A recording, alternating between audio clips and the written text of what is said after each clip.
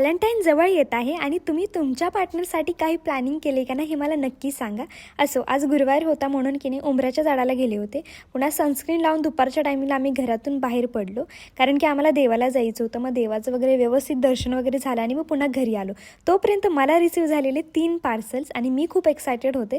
दम नव्हता मला म्हणून मी पटकन उघडायला पण स्टार्ट केलं आणि पहिलं पार्सल जेव्हा मी ओपन केलं माझी अशी काहीतरी रिॲक्शन होती, कारण सुंदर पार्सल होतं. मी एक बॉडीकॉन ड्रेस पण मागवला होता जो की फुल लेंथमध्ये होता. प्रत्यक्षात खूप सुंदर वाटत होता. मी व्हॅलेंटाईनसाठीच मागवले आणि ही साडी पण मागवलेली जी की रेड कलरमध्ये व्हाईट हर्ट आहे त्याच्यामध्ये. खूप क्यूट पिंटरेस्टी विंटेज वाईब आहे. असं तुम्हाला हवी असेल तर कमेंट टाईप करा. आणि एवढं सगळं करून माझा जो पसारा पडला होता ना, कारण की दिवसाभरात ना मी जेवढ्या वेळी पण जाते ना नवीन नवीन ड्रेस घालते, जिकडं जाईल तिकडं नवीन, त्यामुळे 4-5 ड्रेस दिवसातून पडलेलेच आहेत.